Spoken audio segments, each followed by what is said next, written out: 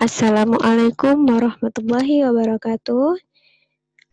Kali ini kita lanjutkan lagi untuk materi berikutnya, yaitu materi terakhir. Dan di materi terakhir ini saya akan bahas tentang transfer function. Kita langsung masuk saja.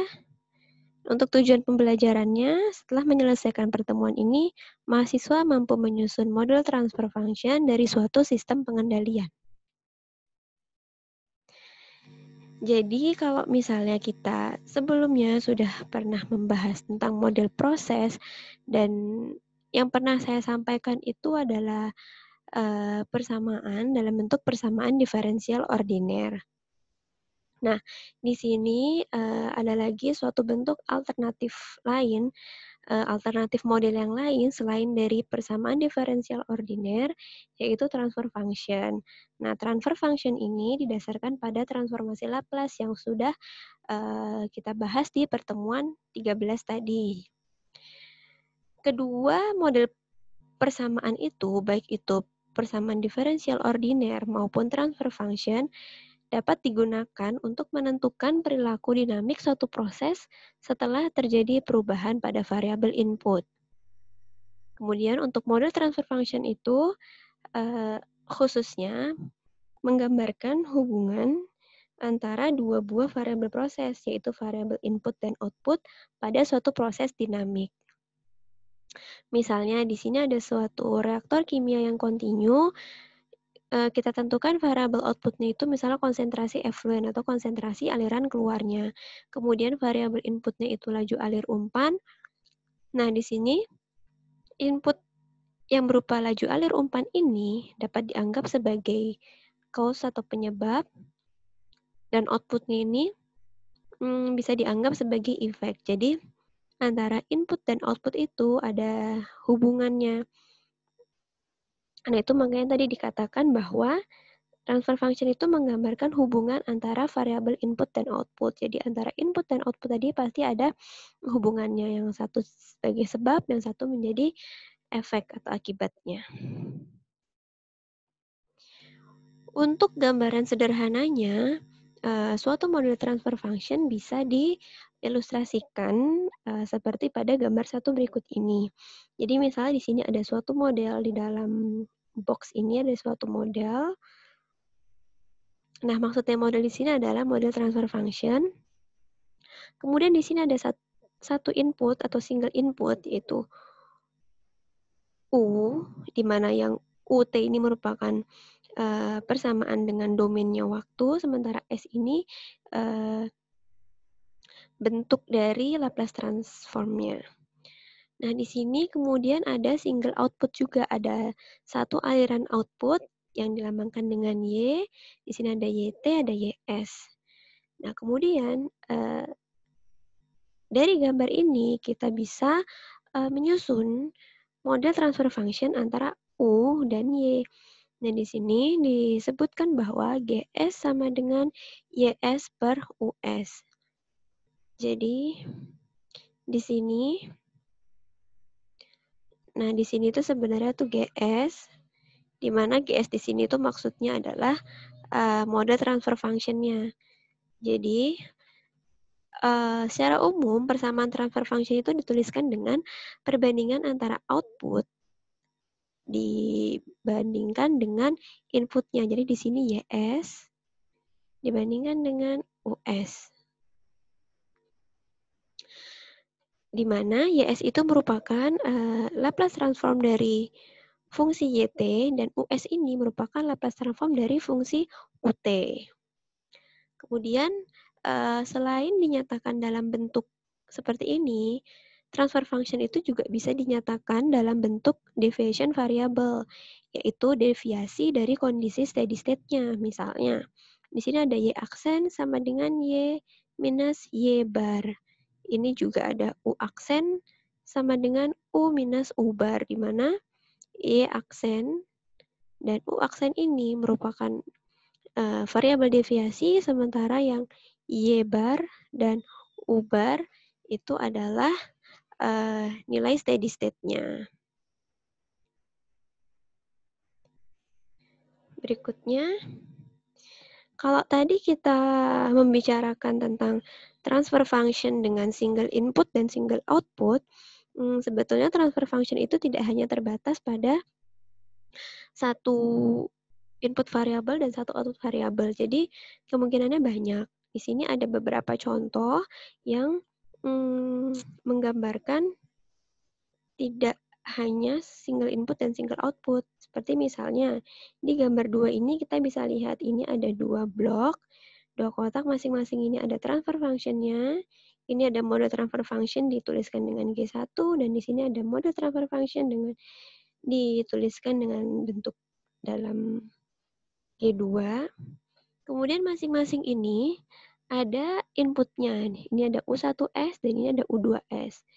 Kemudian di sini ada satu output. Nah, untuk gambar ini kita bisa simpulkan bahwa ini sistemnya itu terdiri dari 2 input dan 1 output.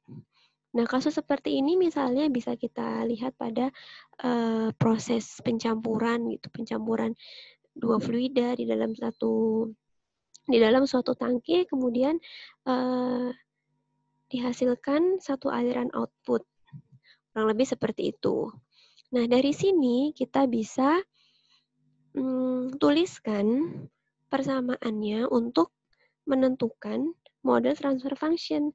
Jadi, konsepnya adalah di sini kita perhatikan. Pertama-tama untuk menyusunnya, kita susun dari outputnya dulu. Jadi di sini YS sama dengan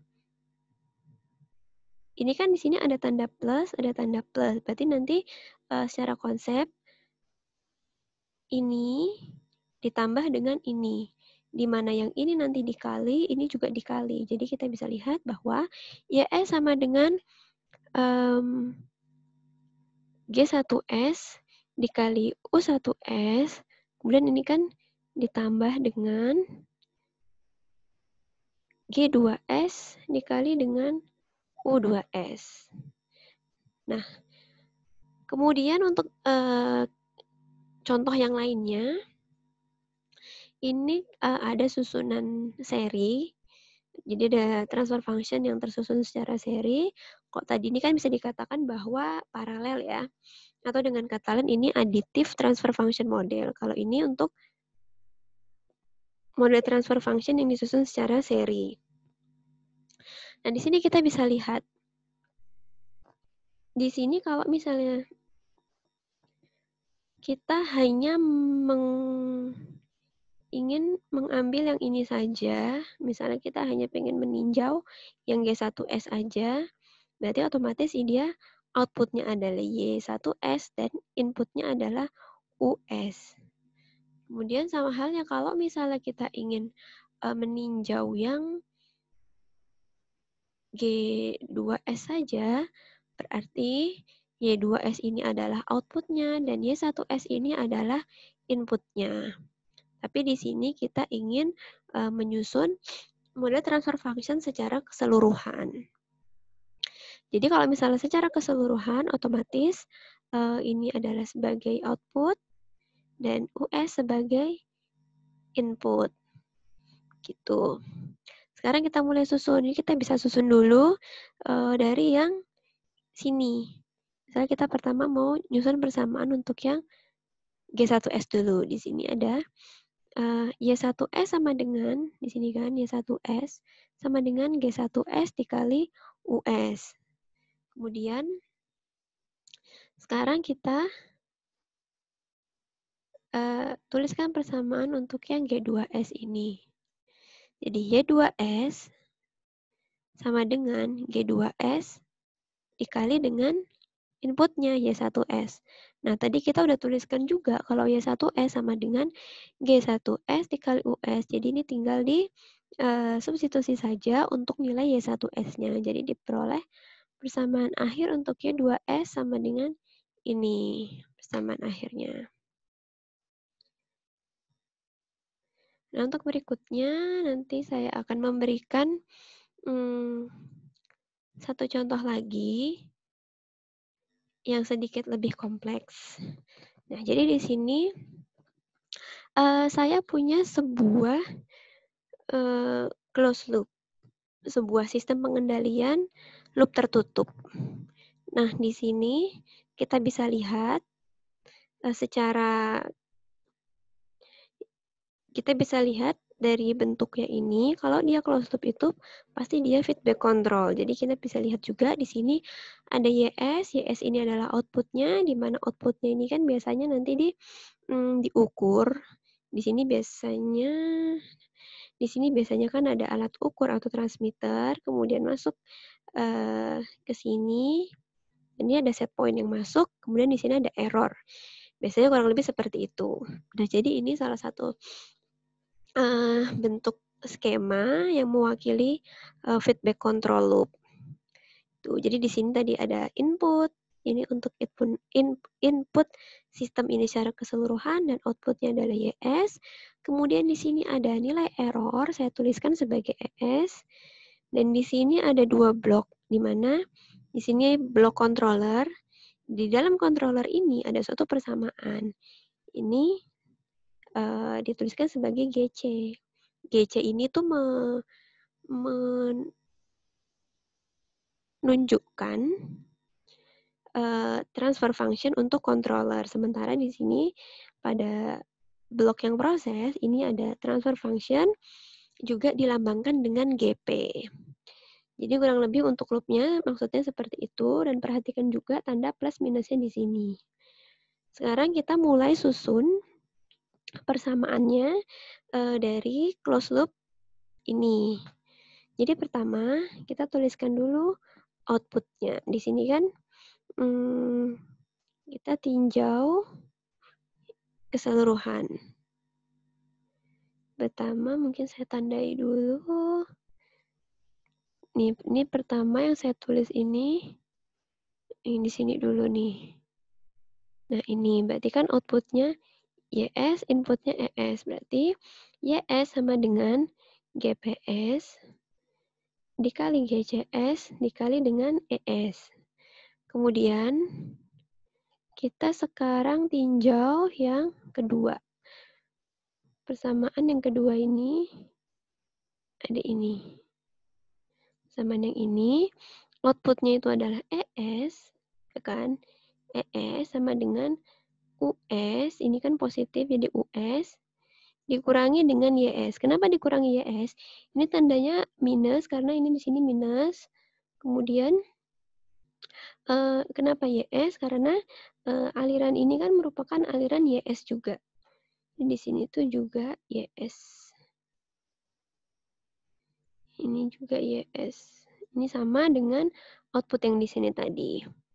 Nah, dari situ kita bisa jabarkan. Kan tadi YS sama dengan GPS, GCS kali ES. Kemudian untuk ES-nya disubstitusi ke sini. Jadi dibentuk persamaan, diperoleh persamaan ini. Saya masukkan US minus YS-nya. Kemudian ini masing-masing saya kalikan. Ini juga dikalikan ke sini. Diperoleh persamaan yang ini. Dan kemudian di sini ada YS. Di sini juga YS. Ini yang ada YS-nya saya pindah ruaskan ke sebelah kiri. Jadi ini pindah ke sini. Jadi persamaan yang ini. Jadi YS dari sebelah kiri. Di sebelah kanannya hanya tinggal GPS, GCS, dan US. Kemudian ini YS-nya saya keluarkan. Peroleh ini dan ini. Nah, apabila kita sudah mendapatkan persamaan seperti ini, kita bisa menyusun persamaan ini menjadi perbandingan. Jadi YS sama dengan ini per ini, ya kan? Jadi di sini diperoleh persamaan YS sama dengan GPS, GCS, US dibagi GPS, GCS plus 1. Nah, dari persamaan ini sekarang kita bisa menentukan persamaan atau mode transfer function untuk sistem loop tertutup ini. Jadi dalam sistem ini secara keseluruhan kita bisa ketahui model transfer function-nya. Seperti yang sudah saya sampaikan tadi, bahwa secara umum transfer function atau GS itu dirumuskan dengan YS per US. output per input. Nah, jadi di sini tadi kan YS-nya tuh YS-nya kan ini. YS-nya ini dibagi dengan US. Ini mengandung US di sini, jadi ini US-nya nanti bisa kita coret. Jadi tinggal persamaannya hanya tinggal seperti ini. Oh, tapi maaf ini saya salah, ini seharusnya GS. Ini seharusnya GS di sini bukan YS. Karena sudah kita bagi dengan US di sini kan. Jadi hanya tinggal nih GPS GCS per GPS GCS plus 1. Nah, ini GS ya, bukan YS. Nah, jadi GS ini adalah model atau persamaan transfer function untuk sistem loop tertutup ini secara keseluruhan, dan di mana persamaan ini nanti kita bisa menentukan bagaimana stabilitas suatu sistem, atau kita bisa juga menentukan bagaimana perilaku suatu sistem yang dinamik. Gitu. Jadi biasanya nanti kalau misalnya dalam soal sudah diketahui misalnya GP-nya ada persamaannya sendiri, GC-nya ada persamaan sendiri, dan kita nanti tinggal substitusikan ke dalam persamaan ini. Jadi kurang lebih begitu tentang transfer function. Mudah-mudahan walaupun singkat tetap bisa dipahami. Dan ini adalah materi terakhir dari perkuliahan pengendalian proses. Mudah-mudahan apa yang saya sampaikan bisa dipahami. Untuk nanti ada ya, kalau misalnya masih ada yang belum dipahami, silahkan ditanyakan dalam forum diskusi. Sementara untuk materinya, saya cukupkan.